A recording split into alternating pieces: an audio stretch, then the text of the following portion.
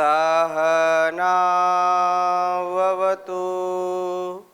सहनौ भुनक्तु सह वीर्यं करवावहै तेजस्विनावधीतमस्तु मा विद्विषावहै। ओम शांति शांति शांति। वैदिक जीवन पद्धति की इस कक्षा में आप सबका हार्दिक स्वागत है, अभिनंदन है। विशिष्ट मंत्रों का स्वाध्याय हम कर रहे हैं। यज्ञ में देने वाली जो आहुतियां हैं, उन आहुतियों में एक भाव, एक विचार, श्रद्धा भक्ति के साथ जब हम इस अनुष्ठान को आगे बढ़ाते हैं तो उससे हमको बहुत कुछ सीखने को मिलता है। हमारे अंदर का आत्मबल बढ़ता है, श्रद्धा समर्पण शक्ति की वृद्धि होती है, और जो अश्रद्धा है, अभाव है, अपूर्णता है, जो संकीर्णता है, उसका क्षय होता है, वो नष्ट होते हैं। ऐसे ही सतत इस प्रक्रिया में हम अनुष्ठान की भांति इन मंत्रों को बोल करके, इनके विचारों से ओतप्रोत होकर के अपने जीवन को जब व्यतीत करते हैं तो निस्संदेह हमारा संपूर्ण अस्तित्व, हमारा कृतित्व और व्यक्तित्व, हमारी वाणी व्यवहार, हमारी दिनचर्या, वो उसमें दिव्यता आ जाती है, दिव्यता घटित होती है। अतः यह शुद्ध आचरण बनाने का महान कार्य है वेद मंत्रों को बोलना और उनको जीवन में उतारना। इसलिए अगले मंत्र में यही भाव कि हमारा जो अंदर का भाव है, जो प्रार्थना है, उस प्रार्थना को हे वरुण, हे परमात्मन, आप इसको सुनो। आप सर्वव्यापक हैं ईश्वर, आपसे ये सारा संसार व्याप्त है। आप सर्वव्यापक, सब में कण कण में समाने वाले हैं और सबको जीवन देने वाले हैं। ऋग्वेद के मंत्रों का स्वाध्याय हम कर रहे हैं। अगला मंत्र पहले मंडल का 25वें सूक्त का 19वां यह मंत्र है। ओम इमं मे वरुणा।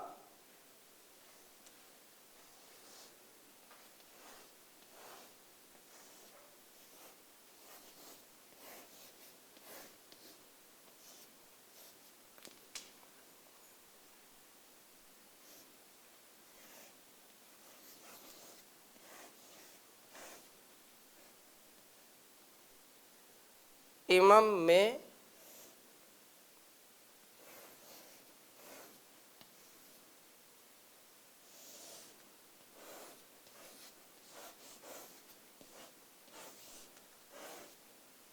वरुणा। श्रुधि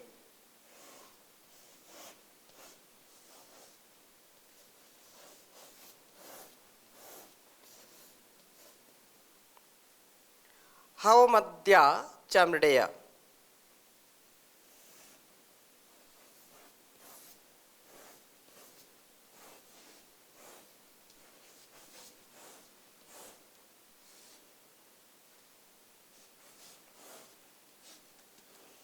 च मिडय।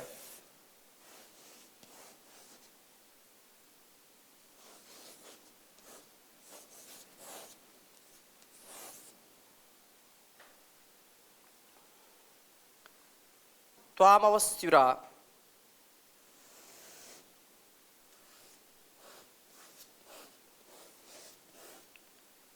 त्वामवस्युरा।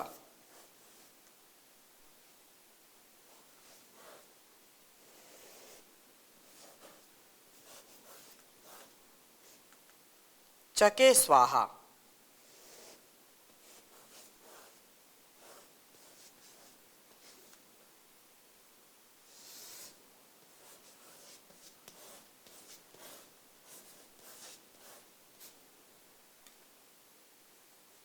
इदं वरुणाय इदं न मम।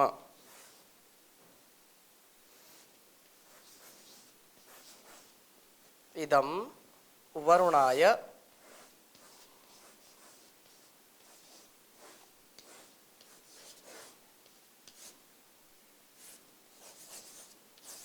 इदं न मम।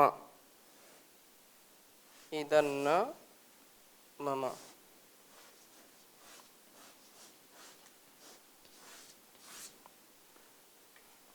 उच्चारण करेंगे एक बार। ओम इमं मे वरुण श्रुधि हवमद्य च मृडय त्वामवस्युरा चके स्वाहा। इदं वरुणाय इदं न मम। इस प्रकार से ओम इमं मे वरुण श्रुधि हवमद्य च मृडय त्वामवस्युरा चके स्वाहा।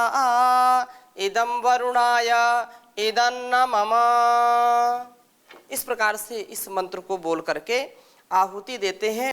और इसका भाव इस प्रकार से ऋषि ने किया कि इमम, इसको, मैं, मेरी वरुण, हे सबको आच्छादित करने वाले सर्वव्यापक प्रभु, पत्ता पत्ता जिसकी सत्ता का बखान कर रहा है, पत्ता पत्ता जिसकी व्यवस्था का गुणगान कर रहा है, जो सबको आच्छादित करके रखा हुआ है। ईशावास्यमिदं सर्वम, ये सब उस ईश्वर के द्वारा आच्छादित किया हुआ है। तो वह वरुण जो सर्वव्यापक है, हे प्रभु श्रुधि, सुनो, श्रूयताम, सुनिए, हवम, पुकार को, हमारी पुकार को आप सुनिए। अद्य, इसी समय पुकार करते ही, देर नहीं हो, अभी मैं पुकार कर रहा हूं। यहां जो कहा हवम पुकार को, अद्य, हवम अद्य, अभी इस पुकार को मैं अभी पुकार रहा हूं और तत्काल आप सुनिए इसको। च और मृडय, सुखी करो। सुख, मृड सुख ने सुख अर्थ में प्रयोग किया है कि आपको मैं अभी तत्काल पुकार रहा हूं, आप मेरी बात सुनिए, मेरी पुकार को सुनिए, मेरी प्रार्थना को सुनिए, मेरी याचना को सुनिए और सुखी करो हमको। वह परमात्मा ही ऐसा दाता है, ऐसा गुण कर्म स्वभाव को हमारे अंदर व्यवस्थित करता है जिससे हम सुख पा सकते हैं। भौतिक जो सुख है वो क्षणिक है, दुख है और ज्यादा, लेकिन जब परमात्मा की ओर से सुख मिलता है तो वह शाश्वत सुख है। या वै भूमा तत्सुखम नाल्पे सुखम अस्ति, यो वै भूमा तत्सुखम, उस परमात्मा की ही कृपा से हमको बहुत सुख मिलता है और वही सुख का भंडार है, वही हमारे जीवन का उद्धार करने वाला है। इसलिए प्रार्थना कही जा रही है कि आप सुन करके मेरे दुख को दूर कर दीजिए। त्वाम, आपको, अवस्युहु, रक्षा कृपा चाहने वाला मैं, आ भली भांति चके प्रसन्न करता हूं शुभ आचरणों से। अपने आचरण से व्यक्ति यदि गिर गया तो कभी भी ना यह समाज हमको अच्छा मान पाएगा, अपने आचरण से जो गिर गया है उस संसार को ना प्रसन्न कर सकता है और ना उस ईश्वर को प्रसन्न कर सकता है। इसलिए अपने जीवन में आचरण की शुद्धि परम आवश्यक है। हमारी दृष्टि, हमारा जो देखने का नजरिया है वो बहुत शुद्धता से परिपूर्ण होना चाहिए। इसलिए अपने आचरण की शुद्धि पर हमारे शास्त्रों ने बहुत विचार किया है, बहुत बल दिया है कि कहा कि यदि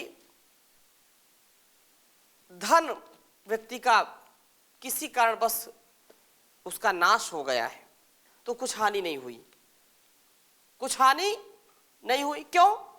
फिर आ जाएगा धन, धन फिर आ जाएगा, नष्ट हुआ है तो फिर पुरुषार्थ करेंगे, आ जाएगा।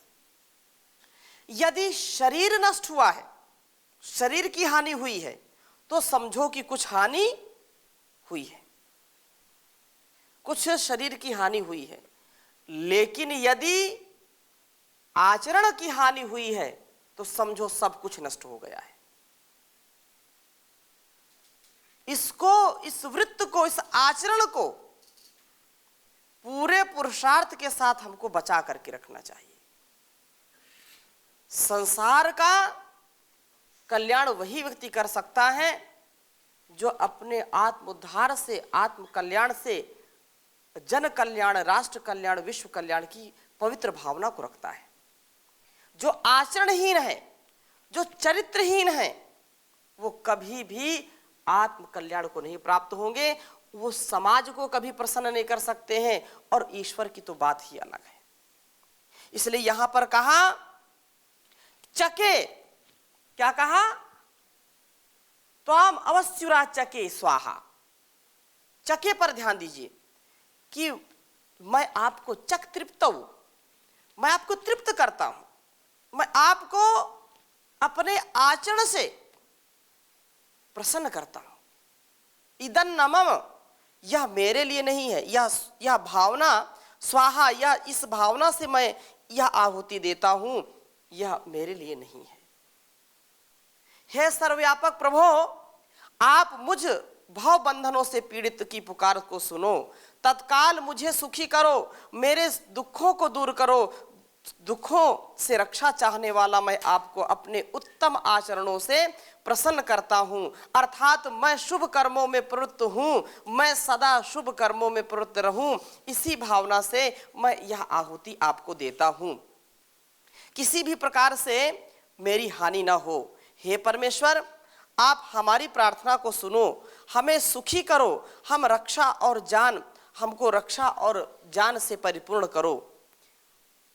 रक्षा की, जान की प्राप्ति के इच्छुक होकर के हम आपकी स्तुति करते हैं, हम आपकी उपासना करते हैं। यह आहुति वरुण के लिए है, ये मेरे लिए नहीं है, जो कणकण में समाया हुआ है उसके लिए है। हे सर्वरक्षक, सर्वव्यापक, सर्वोत्तम परमेश्वर, आज आप अपनी रक्षा के लिए मैं आपको आचके अच्छी प्रकार से पुकारता हूं। मेरी इमम इस हवम अच्छी प्रकार की गई स्तुति, प्रशंसा व प्रार्थना को श्रुधि सुनिए और मृदय मुझे सुखी करो, मुझे सुख पहुंचाइए, सुखी कीजिए। स्वाहा, यह आहुति मैं आपके लिए दे रहा हूं, यह प्रार्थना आपके लिए है, सत्य है। यह आहुति वरुणाय, सर्वव्यापक परमेश्वर आपके लिए है। इदन नमम, यह मेरे लिए नहीं है। इसलिए सर्वोत्तम विद्वान आप हैं, सुनो आप विनती मेरी, मुझे दीजिए आज सभी सुख, मिट जाए विपदा मेरी। सर्वव्यापक है परमेश्वर, आहुति अर्पित करता हूँ, सत्य वचन मेरा यह भगवन, स्वार्थ नहीं मन धरता हूँ, स्वार्थ नहीं मन धरता हूँ। ऐसी भावना से ओतप्रोत होकर के जब एक भक्त ईश्वर को स्मरण करता है तो वह सदा सर्वदा उन्नति को प्राप्त करता है। और हमेशा इस बात को, पिछली कक्षा में भी इसकी चर्चा हमने की थी कि अपने आप को शुद्ध करना, अपने आप को पवित्र करना, तन मन वचन से, कर्म से, स्वभाव से अपने जीवन को यदि हमने अच्छा बनाया है तो निश्चित रूप से इस जीवन का हमने सच्चा धन कमाया है, उसको सच्चा धन हमने कमाया है। नहीं तो इस जीवन को पाकर के हीरा जन्म गंवाया है, हीरा जन्म गंवाया है। ये हीरा जैसा जन्म है, इसलिए उस परमात्मा का नाम लेकर के उसकी भक्ति और उपासना करके अपने जीवन को हम शुद्ध पवित्र बनाएं। कहते हैं कि यस्य नास्ति स्वयं प्रज्ञा शास्त्रम तस्य करोति किम। जिसकी स्वयं की प्रज्ञा नहीं है, तो स्वयं का विवेक नहीं है कि किसके साथ कैसा व्यवहार करना, कैसा आचरण करना, तो वह व्यक्ति कितना भी शास्त्र को पढ़ ले, कितना भी ध्यानी हो जाए, कितना ज्ञानी हो जाए, उसका जीवन उन्नति नहीं पाएगा, वो आत्म कल्याण को नहीं प्राप्त होगा। इसलिए कहते हैं आचारहीनम न पुनन्ति वेदाः, आचारहीनम न पुनन्ति वेदाः। जो आचरण से हीन व्यक्ति हो गया, उसको वेद की ऋचाएं भी पवित्र नहीं कर सकती हैं। कितना भी कोई वेद की ऋचाएं बोले, अपने जीवन को, अपने आचरण को जिसने शुद्ध नहीं किया है, पवित्र नहीं किया है, वो ऋचाएं भी उसको कभी भी पवित्र नहीं कर सकती। इसलिए सदा सर्वथा हम उस ईश्वर की भक्ति उपासना में अपने जीवन को लगा करके रखें। अपने से एक भी भूल ना हो, भूल हो जाए तो उनको स्वीकार करना। और ये जीवन इतना सरल नहीं है, जीना कठिन है, लेकिन यदि आपने शाश्वत कर्तव्य को स्वीकार कर लिया है, शाश्वत जो निधि है उसको स्वीकार कर लिया है, तो ये कंकड़ पत्थर बटोरने से कोई लाभ नहीं है। संसार का धन बहुत आवश्यक है, लेकिन धन को हम यदि सब कुछ मान बैठे, धन को ही अपना जो है साध्य मान बैठेंगे, तो फिर साधन, ये तो साधन है ना, धन हमारा साधन है, और हमने साध्य उसको मान बैठे तो आगे नहीं बढ़ पाएंगे। एक कदम भी आगे हम नहीं बढ़ पाएंगे, जिससे अपने लक्ष्य की प्राप्ति नहीं कर पाएंगे। केवल यही बात तो कही ना कि अंधम तमः प्रविशन्ति ये अविद्यामुपासते ततो भूय इव ते तमो याउ विद्यायाम रताः। जो केवल अविद्या की उपासना करते हैं, इस भौतिक साम्राज्य का जो अहंकार करते हैं और उसी को प्राप्त करना चाहते हैं, उसी में लिप्त रहना चाहते हैं, यश कीर्ति चाहते हैं केवल उसके लिए, या भौतिक जो विद्या है, जो अपरा है, उसको पाकर के ही उससे आगे नहीं बढ़ पाते, वो गहरे अंधकार में जाते हैं। और उससे भी गहरे अंधकार में वे जाते हैं जो केवल विद्या की उपासना करते हैं, जो केवल पराविद्या में ही लगे रहते हैं, अभौतिक का सदा, जो भौतिक है उसका सदा तिरस्कार करते हैं, उससे भी गहरे अंधकार में हो जाते हैं। इसलिए कहा कि विद्याम च यस्तद वेदो भयम सह अविद्या मृत्युम तीर्थवा विद्यामृतम अश्नुते। हमको दोनों के बीच में संतुलन रखना है। भौतिक विद्या भी हमारे लिए कल्याणकारी, क्योंकि भौतिक शरीर है, और शरीर विज्ञान को जानने वाला व्यक्ति जल्दी से रोगी नहीं होता है। यदि रोग आ भी गया है तो उसको दूर करने का सामर्थ्य उसके पास होता है तो भौतिक शरीर ये, लेकिन ये साधन है, ये साधन है उस विधाता तक पहुंचने का, उस विधाता के द्वारा बताए गए मार्ग पर चलने का सामर्थ्य अर्जित हम करते हैं इस भौतिक शरीर से। तो इसकी जितनी हम, इसके विषय में जितना हम ज्ञान रखेंगे और उसका सदुपयोग करेंगे, तो शायद हमारा जीवन स्पष्टता से बहुत अच्छा हम जी सकते हैं। नहीं तो केवल भटकाव ही जीवन में आता है, और भटकाव से व्यक्ति कभी भी अच्छा जीवन नहीं जी सकता है। इसलिए इस जीवन को पा करके, इस जगत में आकर के हमको सर्वश्रेष्ठ आचरण करना चाहिए, इन्हीं भावों में जीना चाहिए, ईश्वर प्रणिधान में जीना चाहिए। अब इसी प्रकार से मैं अगले मंत्र को आपके समक्ष रख रहा हूं। ओम तत्वा यामि ब्रह्मणा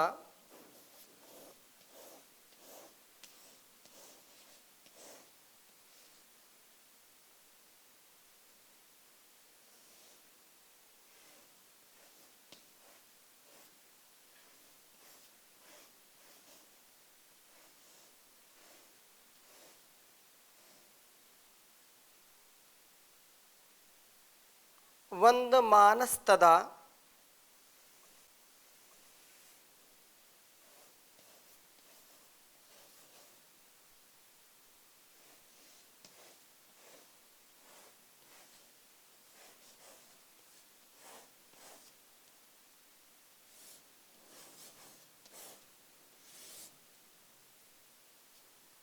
वंदमानस्तदा शास्ते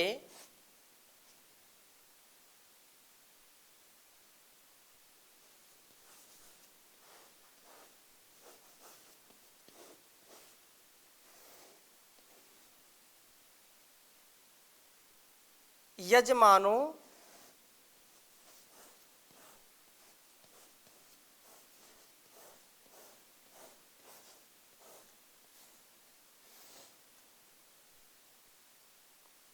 हविर्भिः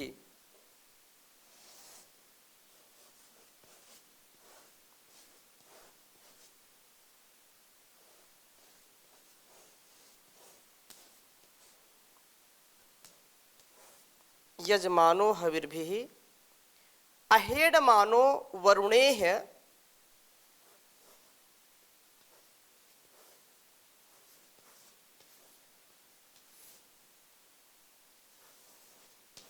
अहेडमानो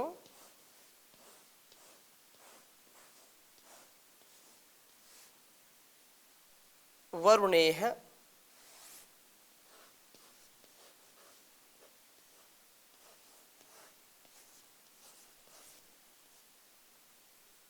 वरुणेः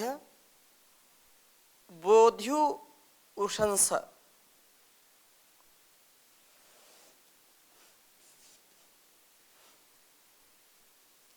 बोध्युरुशंस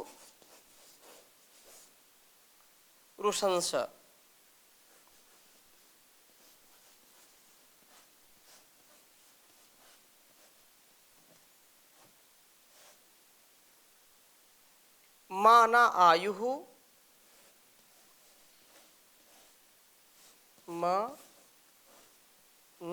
मन आयुः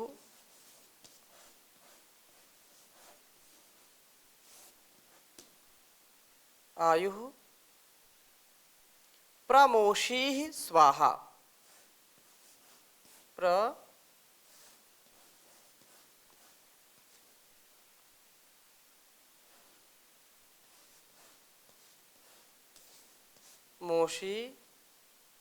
प्रमोषीः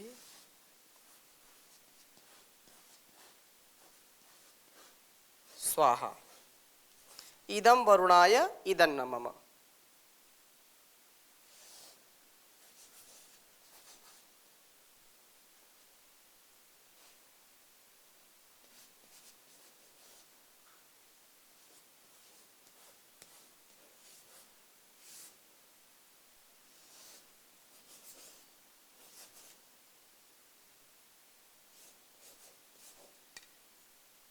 इदं न मम।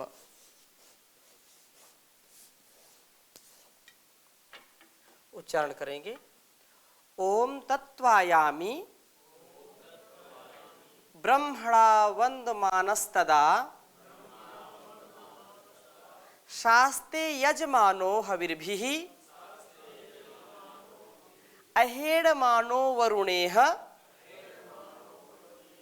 बोध्युरुशंस माना आयुः प्रामोषीः स्वाहा इदं वरुणाय इदं न मम। ओम तत्वायामि ब्रह्मणा वंदमानस्तदा शास्ते यजमानो हविर्भिः अहेडमानो वरुणेः बोध्युरुशंसा मान आयुः प्रमोषीः स्वाहा इदं वरुणाय इदं न मम। यह मंत्र इस प्रकार से है और इस मंत्र में भी वही विशेष प्रार्थना उस परमात्मा से की गई है कि वह जो सबका कर्ता धर्ता और दुखों को हरता है, उससे मैं सत्य वाणी और सामर्थ्य युक्त जीवन को प्राप्त करूं, सब प्रकार से शुभ कर्मों को मैं करता रहूं और वह सामर्थ्य ऐसा दे, मेरे जीवन को असमय नष्ट ना करे, मैं पूर्ण आयु को प्राप्त करूं, अल्प आयु में जो है इस संसार से विदा ना हो जाऊं, अपने धर्म अर्थ काम मोक्ष की सिद्धि करके ही विदा होऊं। ऐसा इस मंत्र में भाव है। तो इस मंत्र की व्याख्या, इसके विषय में चर्चा अगली कक्षा में करेंगे। अभी यहीं पर विराम देते हैं। ओम शांति शांति शांति।